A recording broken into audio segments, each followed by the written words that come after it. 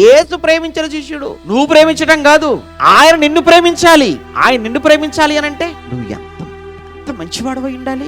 అలానే ఎలా ఉంటదంటే, నేను దేవుని ప్రేమిస్తున్నానండి, దేవుని ప్రేమిస్తాను, నువ్వు చెప్పటం కాదు, ఆయన చెప్పాలి నీ గురించి. లేదనుకోండి ఇది వన్ సైడ్ లవ్ అయిపోతుంది, అది సక్సెస్ అవ్వదు. అటువైపు నుంచి కూడా ఉండాలి.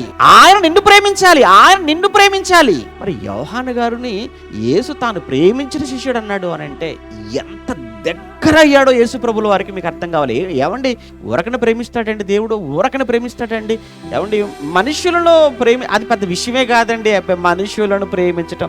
ఏమంటే ఒక అమ్మాయి అంటుంది, లేదు ఏం చూసి ప్రేమించావు అంటే నాకు పువ్వు ఇచ్చాడు అందుకే ప్రేమించాను. పువ్వుకే అంటే ఒక డైరీ మిల్క్కో, ఏమండి ఒక ఫ్లవర్కో, లేకపోతే ఒక బైక్ మీద తీసుకెళ్ళినందుకో, ఒక సినిమాకి తీసుకెళ్ళినందుకో, రెస్టారెంట్కి తీసుకెళ్ళినందుకో, ఒక ఐస్ క్రీమ్ కొనిచ్చిన ఇందుకేనా? ఎంత బలహీనురాలువా నువ్వు? మరి దేవుడు నిన్ను ప్రేమించాలి అని అంటే దశమాగితే సరిపోద్దా? నువ్వు గుడికి వస్తే సరిపోతుందా వారం వారం? నువ్వు ఏమిచ్చినా నువ్వు మనుషుల్ని చాలా సులువుగా లొంగ తీసుకోవచ్చేమో, మనుషుల్ని చాలా సులువుగా నువ్వు లోపరుచుకోవచ్చేమో, కానీ ఆయనను వశపరుచుకోవటం అనేది అంత ఈజీ కాదండి.